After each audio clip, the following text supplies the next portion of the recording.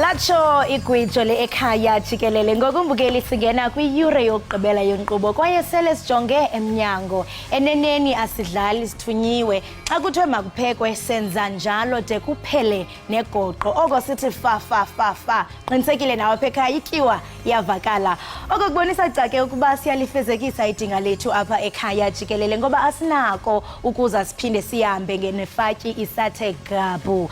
Makube njalo ke nakule iyure nihlale nathi de siuqwele owanamhlanje uvimba isendimla ke ukholo sakalubisi umadlongothi mazipho mamshukuma ncamagushe kwizihlelo ezingqingileyo nakumamtshali ngithi chamago makholi mbukeli ke singena kwelokugcina nce ihora kuningi nje sesikwenzile ke lapha ohlelweni Ekhaya Jikelele sixoxe noVusikhumalo ngokuvakasha kweEFF iyokotha isilo saxoxa ke noza kwethu lapha yakuligwala FM uAndiswa Sifunza sixoxa nje ngezemidlalo. Mbukeli ke kukhona othe ngibuze kulaba abaqala amaculo lapha esontweni ukuthi awusisi likhinya kanjani iculo ngempela ngoba phela seliqalwe nguwe. Omunye yazi uthini makhona uthi ke ngibuza ukuthi ke uma lokho nisusa impukane eTexini makuhlala impukane kulokho isusa uthi ke phela yiswe kuyohlala kubani. Hayi kumnandi faka social media mbukeli nje sasingena ke ehoreni lethu ke lokugcina ake sibheke ehamba phambili.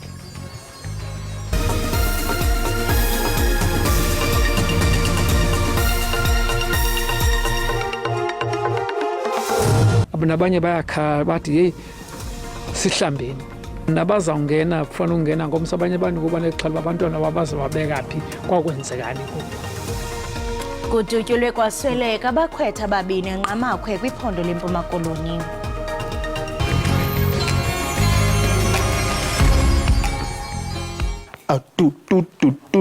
Hey sikambiza no chup. You know what it is ngubixhosa lona hlala ubukele Ekhaya Jikelele from Monday to Friday sikuphathele zemidlalo, entertainment and current affairs. Ungaphoswa.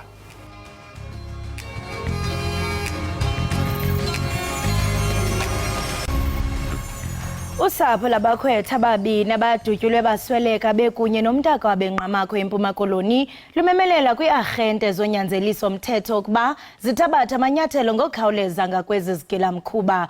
Omnye wonyana bolusapho utshintshiselana ngeencwina nezigulo esibhedlele nobangela wesisiganeko awukaziwa. Usapho lwakwaBhusakho belinethemba elikhulu ngonyana balo uAnele nowonke. Olusapho belijonge kusuku apho bazobuya khona bengamadoda kodwa ngoku bajongene namalungiselelo omngcwabo. Sidandathekile asiyazi neyokuqala neyokugqibela noba masithini bekuthini because sizange siyibone into enje sizange sive into yokugawulwa kwabantwana besesuthwini. Sinethemba ngomsonto basiza kuba namadoda. Ukanti esisehlo sikwachaphazele nabanye abakhwetha. Nabanye bayakhala bathi hey sihlambeni nabazawungena kufanele ungena ngomso abanye abantu kuba nexhala abantwana babaza babeka phi kwakwenzekani kubo. Iinkokheli zomthonyama nazo zithi zothukile sesisehlo.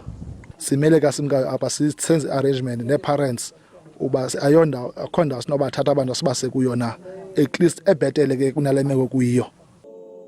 Ngokwesebe lezempilo ephondweni ngabakhwetha abayi8 abathe babhubha susela liqalile ixesha lolwaluko lasehlotyeni. Abongile Yankees kwiindaba zeSABC enqamakhwe. Umnyango wezempilo KwaZulu-Natal umise zonke izinhlelo zokuxhumana ngqo nomphakathi isikhathi esiyinyanga yonke endwedwe enyakatho yeTheku lokho kulandela ukuphangwa kubulawa umhlengikazi womuntu wesilisa kule ndawo lesa kusona isigameko sokuqala kwazise igilamkhuba zihlasela nezimoto ezithwala iziguli. Ziyanda izigameko zokudunwa nokwebiwa kwezimoto zikahulumeni KwaZulu-Natal. Izindawo ezisenyakatho yeTheku okubalwa uMashu, Iindaba kanjalo neNdwendwe zihlonzwe njengezindawo ezishisa izikhotha. Izinyunyana zabasebenzi bezempilo zisekufika ekugcineni emva kwalesigameko sakamuva sokudunwa kwemoto ezidlule nomphefumulo womhlengikazi wesilisa. Eminyakeni emibili edlule amadoda ayisishiyagalombili abehlomile angena emahhovisi omnyango wezolimo eNdwendwe abamba onogada ahamba nezimoto zikahulumeni. Kukholakala ukuthi lezi zigebengu ziyingxenye yeqembu eliduna izimoto zikahulumeni. uMnyango wezempilo uthi ubheka izindlela zokuqinisa ukuphepha kwabasebenzi. Kusho ukuthi uma sazama ukuthola indlela ne-solution kuzofuna siwasuspende ama-outreach programs e-department onke at least for the next month while sikwazi ukuplana kahle. Izinyunyana zithi ukudunwa kwezimoto zikahulumeni ikakhulukazi endwedwe yinto endala edinga ukufakelwa izibuko. Abasebenzi baba ne-trauma bengalitholi uxhaso kuhulumeni. Amaphoyisa aphenya icala lokubulala, elokuzama ukubulala nelokuduna izimoto. NginguNonhlakanipho Magwaza ezindabeni ze-SABC eThekwini. I-ANC ithi owayesakuba ngumongameli weli uNelson Mandela ongasekhoyo uyakuhlala ekhunjulwa ngokuzinikela kwakhe ngokusebenzela abantu ngentobeko nenhlonipho. Phezolo ke bekuphawulwa 10 leminyaka okowasweleka umongameli wokuqala weli lizwe owanyulwa ngokwentando yesininzi. Madiba ubhubhe ngonyaka ka-2013 eneminyaka engama-95 ubudala emva kokugula ixesha elide. uMadiba oyingqalabuthu yomzabalazo obonakala futhi njengomholi omkhulu kunabo bonke emhlabeni owayehola uphiko lwezomkhonto wesizwe kwe-ANC aphinde futhi abe umongameli wokuqala eNingizimu Afrika onsundu. Kodwa ke iqembu lakhe lezepolitiki inhlangano ebusayo ukhongolose uthi namhlanje usuku lokubungaza ngaye uMadiba kubheke negqathu eNingizimu Afrika esilithathile. Marking the 10 years of his passing is something that really is should be introspective for many people who are Democrats, who are patriots. Iqembu lakhe ke uMadiba libhekene nengqinamba manje.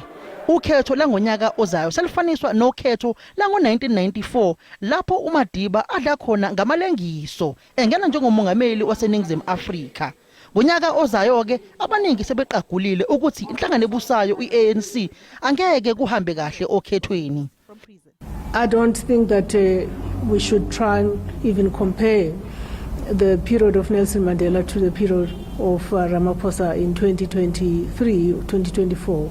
Umzukulu walengqalabuthu yomzabalazo uNkosi uMandela uthi umkhulu wakhe kumele akhunjulwe kuzwelonke kakhulukazi nasemhlabeni ngokuthi wadlala igxathu elikhulu enkululekweni yabantu basePalestine nalapho iNingizimu Afrika kumele iqhubeke naloyo mzabalazo. We felt on this day of his passing, we want to come and lay 3 wreaths at the feet of his statue. As you know, here in the Union Building lies the tallest statue of Madiba in the world. Umhlaba wonke ke jikelele ubungaza yona leminyaka e10 solweke lo engumongameli waseNingizimu Afrika ashiya emhlabeni. Ngingusamkele Maseko ngibekele izindaba ze-SABC eGoli. Inhloko yamajaji uRaymond Zondo iyayichitha izinsolo ezithi inkantolo namajaji kuleli kubanjwe ngobhongwane futhi akekho salethe ngaphambili ubufakazi obukhomba lokho. Ijaji uZondo belethula inkulumo engqungqutheleni yamajaji eyinsuku ezintathu eSun City eNorth West. Isiqubulo sale ngqungquthela sithi towards a single effective and fully independent judiciary. Inhloko ecendelwe zomthetho kweli uJudge Raymond Mlungisi Zondo ithi sekuyiminyaka emine isenza isimbonono sokuba abanobungqina bokubanjwa kwabezomthetho ngoqhoqhoqho mabeze ngaphambili nobungqina kodwa namhloku akekho seze nobubungqina ngaphambili. For 4 years I called for everybody who had evidence that the judiciary in South Africa is captured and nobody came with any evidence. uJudge Zondo uthi abenze ezitsholo ngabafuna bezomthetho kweli bajonge ngeliso lesikrokho. The accusation is made by those who wish to ensure that the judiciary of South Africa is not trusted by the public. Kuchanje abezomthetho bajongene nezitsholo eziliqela kuquka nengxelo kwakusithiwa iqulunqwe ngabezobunhlola baze abeagente ezobunhlola bema enhla besithi lo ngxelo ayiqulunqwanga babo. Elinye ixhoba lezo zitsholo kumongameli wejaji eGauteng uJudge Dustin Mlambo. The author of the report applied for a job at Legal Aid South Africa many years ago, more than 10 years ago, when I was chairperson of Legal Aid South Africa. He didn't get the job.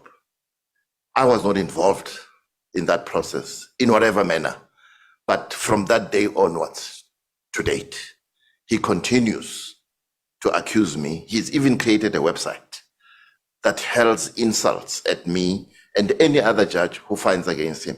Thank you. Le nkomfa yejaji iza kuqhuba de kube ngolwesine. Masiphinde kwakhona mbukeli siniphe uqikelelo lwemozulu. Nazi kaloku into yokubana kuloo ngingqi ukuyo kuqhubeka ntoni nalu.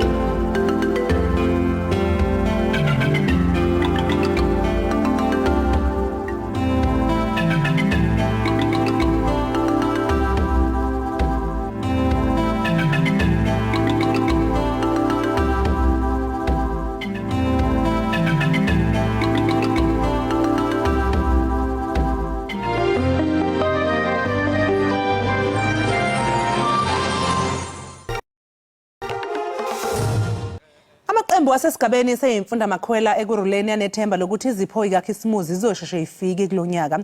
Lamaqembu sekuphela inyanga cishe eziyisithupha zingakhokheliwe emva kokubamba iqhaza emqhudelwaneni iCity of Ekuruleni Youth Football Tournament.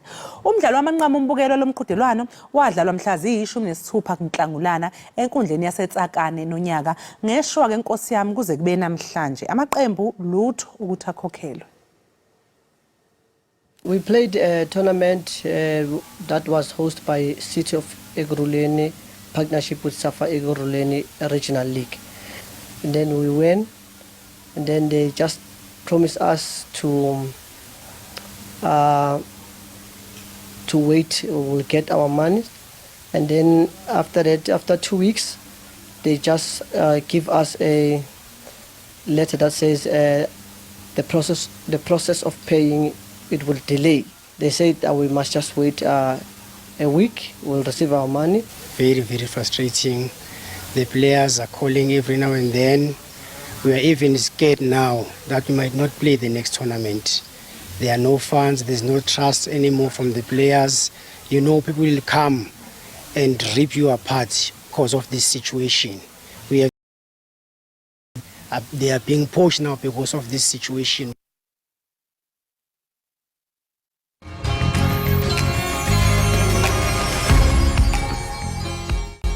Siphinde sikwamukele mbukeli lapha ekhaya Jikelele. Njengoba wazi ke ukuthi ke mbukeli manje sekuyisikhathi samaholide asehlobo, imbukiso ke ithe chithisaka izwe lonke. Angithi phela iningi labantu lizovala emsebenzini ebese ke lihlaba ikhefu, liphumuza ingqondo phela livakashele ke emabhishi nakwezinye ke indawo zokungcebeleka. Kulama holiday ke kuhlelwe iMandeni Dokodweni Beach Festival lapha ya KwaZulu Natal. Kanti ke njengamanje sixoxa nemeya yakhona uThabani Mdlalose. Sikubingelele emhlonishwa sikwamukele la ekhaya Jikelele. Sibonga kakhulu ngesikhathi sakho namhlanje kuseni. Ngibonga kakhulu umsakazi, ngiyabingelela kuwena, ngibingelele nakubalaleli bonke emakhaya.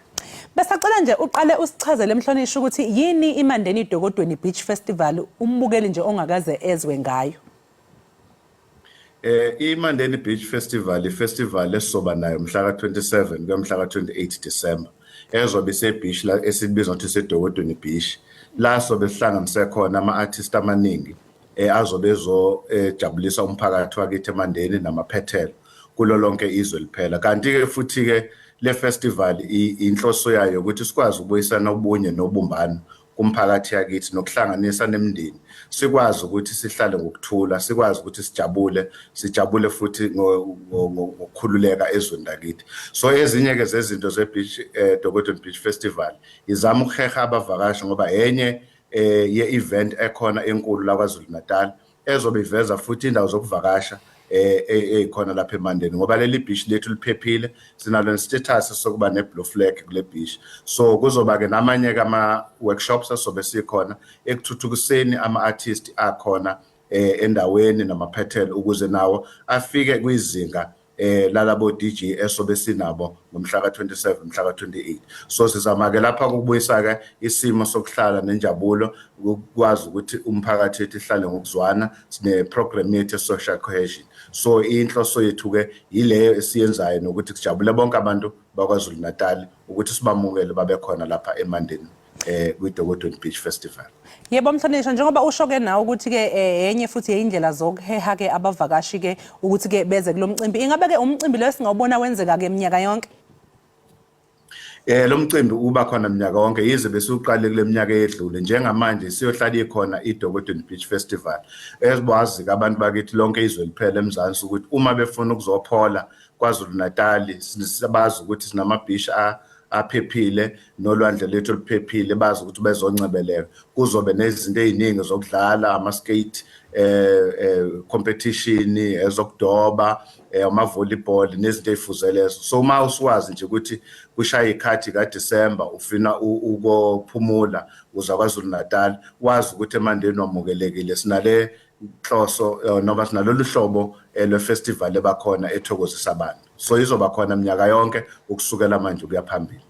Yikuphi ke okungalindelwa abantu abaseyindaweni eyigaqeleke noma eyiqaqela eMandeni, iDokodweni kanye nesifundazwe nje ke iKwaZulu Natal? Ingabe mhlawumbe abantu bakwazi ukuthi beze kube yimndeni, izingane zivumelekile? Yebo msakaza, izingane zivumelekile, imindeni ivumelekile, ezokuphepha zisezingeni eliphezulu, sihlangane kakhulu namaphoyisa ne-security. So ukuphepha nje kusezingeni eliphezulu. So izingane ivumelekile, nabakhubazekile bavumelekile, khona indlela yokuthi bangene ngendlela ethize efanele. So wonke umuntu wamukelekile. So siyafisa ukuthi wonke umuntu waKwaZulu Natal noma osuka kuphezulu nje liphela eNingizimu Afrika umethu uZaKwaZulu Natal azi ukuthi ufuna ukuzophola, azi ukuthi ngomhla ka-27 kuya mhla ka-28 azi ukuthi uzoba amabomba ebheke ngaseBhishi. Lapha ke nabanye osomabhizinisi abancane nomama abadayisa ematafuleni bazobe benakho ukucosha ukhona ukuthi badayise, bakhona ukuthi baphakamise umnotho wakithi KwaZulu Natal nomnotho wakithi lapha kwi-district yethu iLembe nomasipala wakithi eMandeni. So kuzobe khona ke inhlawulo eziningi nabanye abazobe bezokhangisa ngezamabhizinisi abo bazobe bebuye khona la bezomarketa. So sizama ukubeka ukuthi nanoma imuphi umuntu ofisa nje ukujabula nokuzophumula ukhona la. Kanjalo uma befuna indawo futhi zezokulala befisa ukuthi balale zikhona ehlinzekiwe ukuthi ke baxhumane ke naloma office babhuke ukuthi bakwazi ukuthi balale. Kodwa nje isimo sokuphepha, isimo sezokujabula, isimo zokuncebeleka kuzobe kuvuleleke kuwonke umuntu lapha eDokodweni Beach Festival. Hayi ngiyabona Mhlonishwa lapha kunemfanekiso nje ke elokhu ke udirector wethu lokho edlala njengoba siba nengxoxo yethu. Ngiyabona lapha ukuthi hey kumnando kwangampela, abantu bajabule. Ngiyabona khona nabaphekayo ngathi ochef. Manje bese ngizobuza ukuthi ke manje ithini ke mhlawumbe indlela iyiphi indlela uma ngabe nami ngifuna ukuzokhangisa ngizobonisa ngomsebenzi wami, kukhona mhlawumbe imicikilisho ekhona kufanele ngilandele imigudu noma nje ngiqhamuka ngosuku lolo ngibeke mhlawumbe itafulana lami bese ngeneka lokho engizokukhombisa ngakho?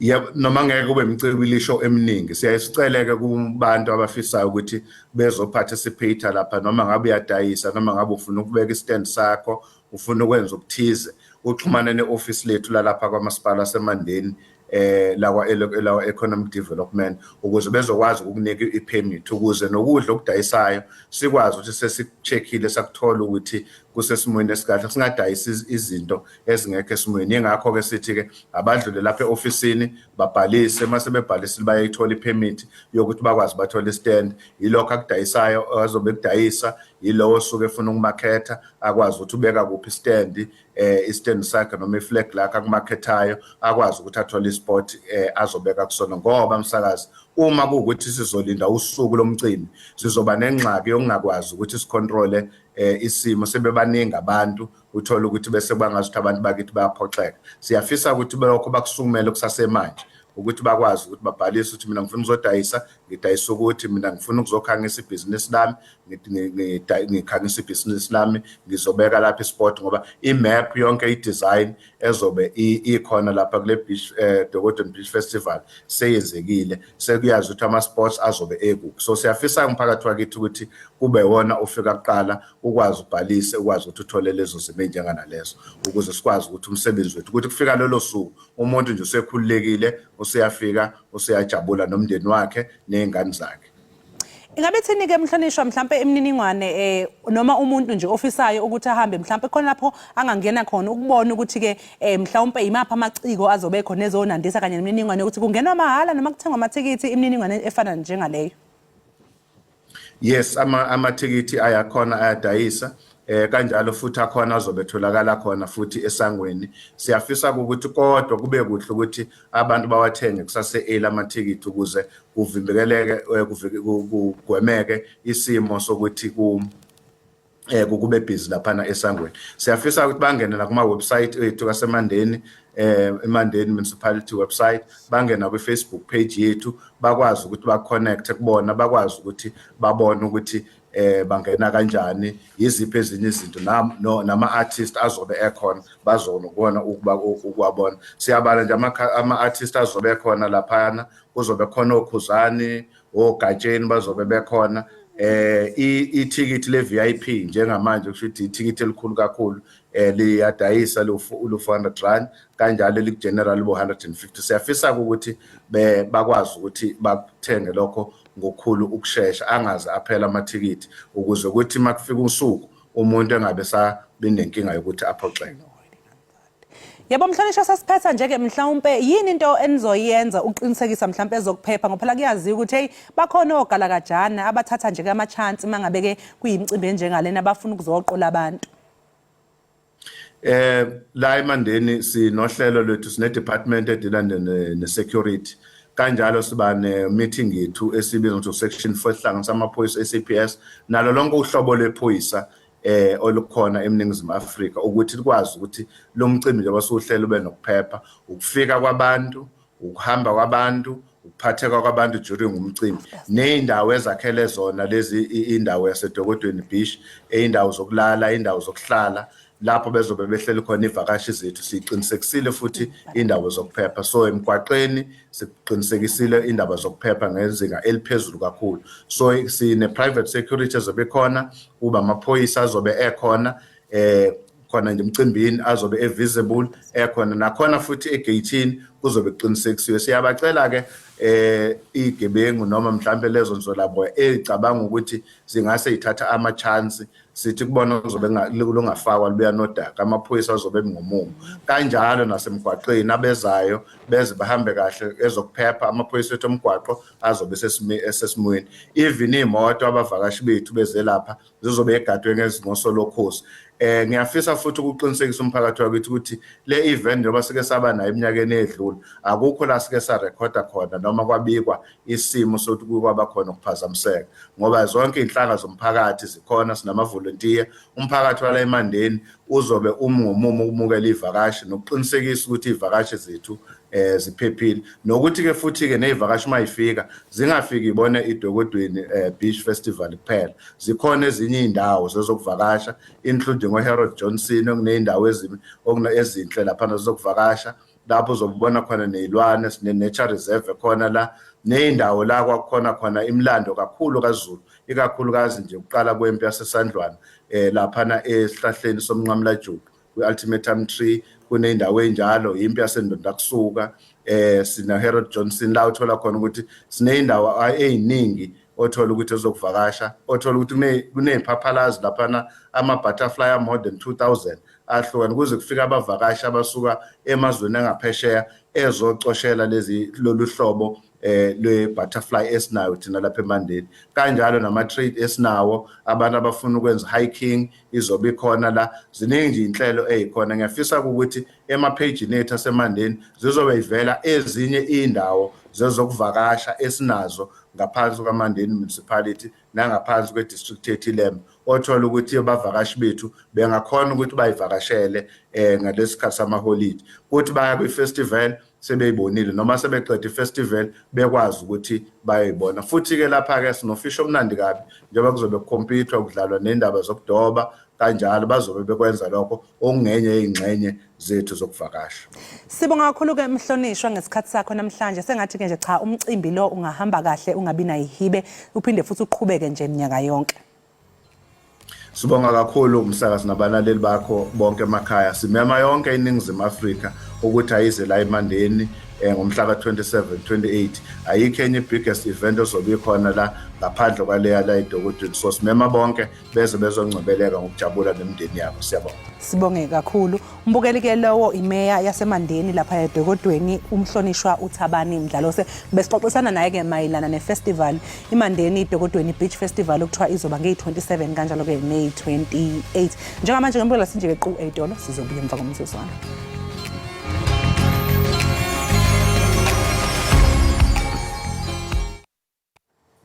Siphinde sikwamukele-ke mbukeli wekhaya Jikelele. Kanti-ke mangabe siqhubekela phambili ngezindaba zethu, i-Democratic Alliance KwaZulu-Natal ishaqekile ngemva kokubulawa kwekhansela layo uNhlalayenza Ndlovu. uNdlovu beyikhansela kumasipala umngeni KwaZulu-Natal. Kanti-ke ukuthola kabanzi ngalokhu sixoxa nosotswebhu omkhulu we-DI KwaZulu-Natal uFrancois Rogers. Inkulumo-ke mbukeli izoba ngesiNgisi ngoba phela uRogers akalwazi lolu limi-ke esisakaza ngalo. Mr. Rogers, welcome to the show. Thank you so much for joining us this morning. Good morning, Nicolo, and good morning to your listeners. Sad news indeed that we wake up to this morning. What is your comments on the murder of Mr. Ndlovu? Well, obviously, we're in shock. We're in a state of shock. I mean, it was terrible news. This happened at 7:30 last night. Two armed gunmen arrived at Salayenza's home and kicked down the door, chased him into the bedroom and shot him. There were 10 shots fired. His wife, his 5-year-old daughter, the baby and the nanny were all at home at the same time. So it's devastating news to the DA, and our heartfelt condolences go out to the Ndlovu family. Mr. Rogers, do you know what happened? Do you guys have an idea of the suspects, and perhaps do you know the reason behind this murder?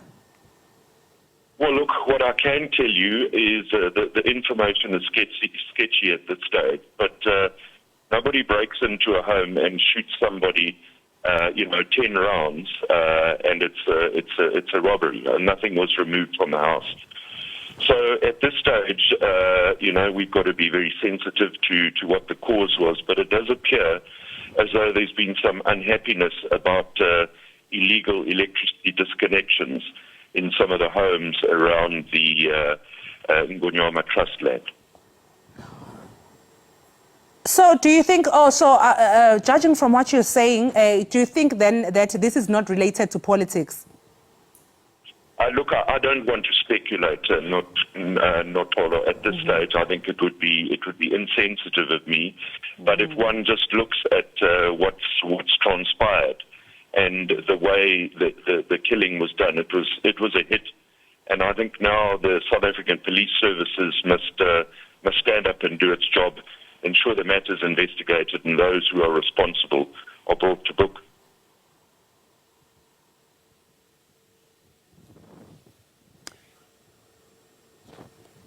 Mr. Rogers, can you still hear me? Yes, I can hear you. Sorry, oh, okay. We had a bit of a break there. You can continue, sir. No, I was saying, look, I don't want to speculate about the motive. I think it would be insensitive. I think SAPS now have a job to do, and for once and for all, they must actually ensure that those perpetrators are arrested, and we establish exactly what the motive and the cause behind this was. So, Mr. Rogers, can you just perhaps tell us how Ndlovu was? We hear that he was quite a very humble servant. You indeed lost a hero. Indeed, he was a very humble servant of the people. You know, I don't recall ever having heard him say a word in anger. He was on the ground all the time working with the people and ensuring that service delivery takes place. He was a family man. So, you know, it's a tragedy when somebody is killed brutally. A father, a husband is killed in this manner. It's a tragedy indeed. I understand, Mr. Rogers, that the Democratic Alliance was planning to visit the King, Mrs. Zulukazwelithini. Maybe with regards to this shooting now, does that change the DA's plan? Or maybe you guys are still going to forge ahead and go see the King? Or maybe perhaps postpone? Look, I'm on my way to see His Majesty the King now. One of the issues that I wanted to discuss with His Majesty was the killing of traditional leaders and the killing of public representatives. So, you know, I think even though we're in mourning, I think this is a good opportunity for us to have this discussion and to look for solutions and a way forward. Thank you so much, Mr. Rogers, for joining us this morning, and condolences indeed. And we wish the family can get some closure and some healing. Before I just let you go, I just want to ask this last question. Is this a way of scaring you, Mr. Rogers, as the DA maybe? No, I don't think so. I think the struggle for democracy must continue. I don't think it must deter us in any way. And good will always triumph evil. So we need to continue that struggle. Thank you so much, sir, for your time. Wishing you a good day ahead. Ndiyabulela noxolo. Lawo ke mbukele besixoxisana naye ke uMr Rogers, besixoxisana naye uFrancois Rogers laphayana okhulumela ke iDA osotswebhu omkhulu weDA laphayana kwaZulu Natal. Sikhuluma naye mayelana nokudutshulwa kukaNhlala yenza Ndlovu odutshulwe eyikhansela leDA laphayana. Sidlulise nje ke amazwi enduduzo emndenini wakhe okwamanje mbukele siqu 8 losobuye emva komzuzwana.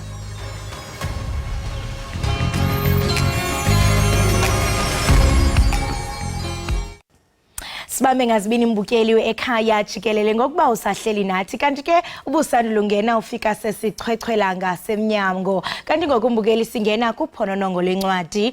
uThembi Ntahani kaMahlangu ngumbhali oyinzalelwane yapha eMpumalanga. Noveli yakhe ke yokuqala ethi He Saw the Storm yapapashwa ngonyaka ka2020. Ibhensisa ke umtshado wabantwana kunye nodlwengulo eMzantsi Afrika ngeminyaka yo1960. uThembi ke ukholelwa ukuba inkcubeko yama-Afrika ityebile kwaye intle kodwa akufunekanga icinezele abanye abantu. Sawunxibelana naye ke phaa kwiqonga likaZoom ukuze ke asinabisele banzi ngale ncwadi. Thembi, masikubulise sikwamkele enkqubeni Ekhaya Jikelele. Unjani namhlanje? Ngiyaphila Kolasa, kanjani? Ndiyaphila nami enkosi. Thembi, ngaphambi kokuba ke singene nzulu koludliwano ndlebe, ndingathanda nje usithele thuphe ngawe ungubani? uThembi Ntahani kaMahlangu is Mpumalanga born and bred also. When I'm not writing, I'm a physical science teacher, so that's briefly about me. Khawusinabisele ngomxholo wale ncwadi othi He Saw the Storm. Ingaba mhlawumbe yintoni ethe yakuphembelela into yokubana uthathe usiba nephepha uthi ubhala le ncwadi? That is a very interesting question. So a couple of years back, I was having a conversation with my grandmother. So ngiyambuza ugogo ngithi mina, if ngiba nomntwana outside of umshado, uma sengishada, what is the reason that I have to leave my baby now when coming emshadweni? Ugogo wami in the beginning used to duck and dive the question, angaphenduli right on the spot. So this one time we were arguing about an episode with Kim Sang, and then she said to me, let me just explain to you the reason why culture came to the decision to say that umntwana wangaphandle bathi umlanjwane ngesizulu, umntwana wangaphandle usala ekhaya uma umama wakhe ayogana. Okay, ngahlala phansi nami ngamamela. Then wangichazela ukuthi in the past it would happen, especially into kubantwana bamantombazana, it would happen ukuthi if umama or the wife is unable to bear children for the husband, then the husband would take Lumtwana as a second wife. So I was interested by that. I was like, I never thought of it like that in the beginning. I thought of it as mhlambi umntwana ongaphandle would bring problems into the marriage, only to find that this thing is actually bigger than me. And a lot of people are not aware of that, because when I get arguments on social media, people would say, if umuntu angithanda should love me nomntwana wami, not knowing what is this, what was the reason behind the decision to say that umntwana ongaphandle should asale ekhaya with abogogo nabomalume. So I decided to actually tell a story to say that, okay, this thing is bigger than us. Yes, we may argue to say that if a person loves me and wants to marry me, they should also love my children. But this thing is bigger than us. It's bigger than we even imagine. It's bigger than we even think. So that is what motivated me to actually sit down and write this book, to actually say, this is the story. Wow, inikisa umdla kakhulu into bana mhlambe yonke lento yaqala unengxoxo nomakhulu wakho ngoku sele incwadi. Kwaye wena Thembi kuyaphawuleka into kubana incwadi yakho ethi He Saw the Storm ichukumisa umba wodlwengulo nomtshato wabantwana beMzantsi Afrika. Ingaba yintoni ekwenze ukuba ubhale ngezi ziganeko zimbini? That's a very interesting question. It's actually a theme on its own that I actually wanted to reflect upon in the book, because ngesizulu kunosiko rather, not that it's still happening, I'm not sure, but in the past bekunosiko lokuthwala, to say that abantwana when they go emlanjeni there would be amadoda waiting for them there, and then bayabathwala, and then they would go, that man would go ekhabo loyo ntombazane and introduce himself ngenkomo eyodwa, so that my parents can know, okay, but.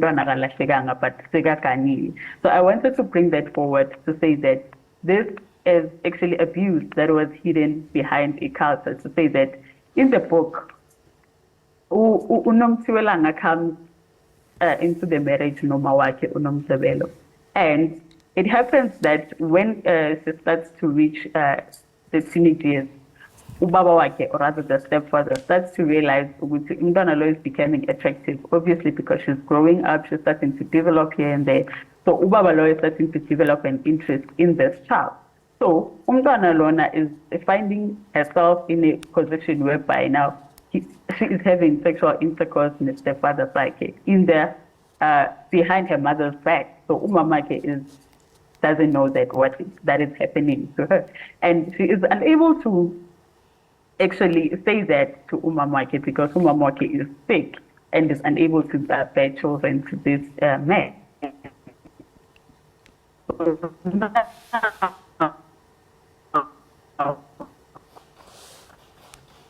Hey Imbi, inetwork yakho Thembi.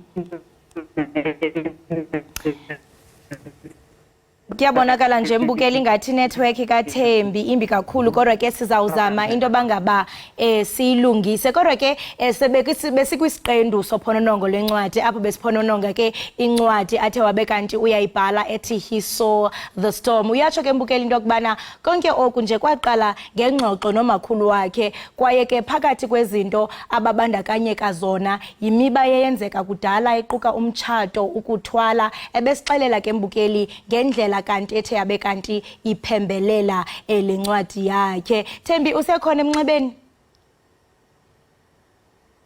Ngiyakuzwa sisami sisekhona. Ewe, ingaba le miba ubuthetha ngayo indlela mhlambe ejongwa ngayo kule mihla siphila kuyo, ungathi mhlambe njengombhali iyakwenelisa?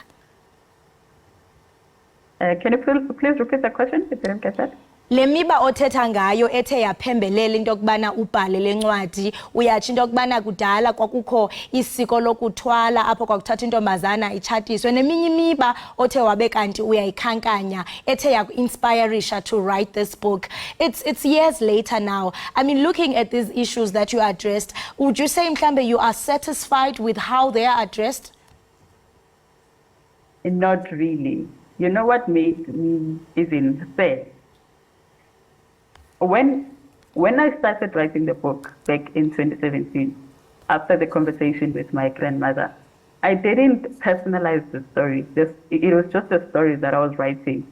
So after I talked about the book, I started receiving phone calls of people actually testifying to say, I'm in that situation. I have a child who's in that situation. So now it became personal to say that what I thought was a story for me, it's a reality to someone else. So that made me realize that years later, there are people who are still living in that, even though it's no longer practiced now, according to my knowledge. But it happened to people in the past, which they are still living in that situation right now. So I am not satisfied. Abadala, they need to address those issues. An old man cannot marry umntwana omncane. That is just wrong. Umntwana loyo haven't even been a child. Now they are expected to be a wife to somebody, to be a mother to somebody, whereas they are still a child themselves. So having received those phone calls from people, it made me realize that even though it's not happening, but it is still affecting them in the present, because they are still living in that situation right now. Ngiyazange uyibhale ujonge mhlambe into personal kodwa ujonge izinto ezenzekayo ezisingqongileyo. Thembi, enkosi kakhulu ngokwabelana nathi ngencwadi yakho. Siyathemba into yokubana izawufikelela kuluntu nabo bafunde ngakumbi ngezinto othe wazibalula. Enkosi kakhulu benosuku olumnandi. Yabonga, thank you very much for having me. Lo ke mbukeli ebesithetha naye nguye uThembi Ntahane, umbhali ke wencwadi ethi He Saw the Storm, endisibanisela ke mbanzi ngencwadi yakhe. Siziqela ke siziqongqotha ngolohlobo ezanamhlanje sibambe ngazo zozibini mbukeli weEkhaya Jikelele. Ubunathi kaloku siyiqala ngoku siyayiqongqotha usame kunye nathi. Inkxaso engagungqiyo siyayibonga kwaye sithi ncatsho enkosi. Ukhumbule ke mbukeli ukuthi nakusasa siyabuya ngesikhathi esifanayo khona la SABC lihayi kanjalo naku SABC+ nibe nosuku oluhle nisale kahle.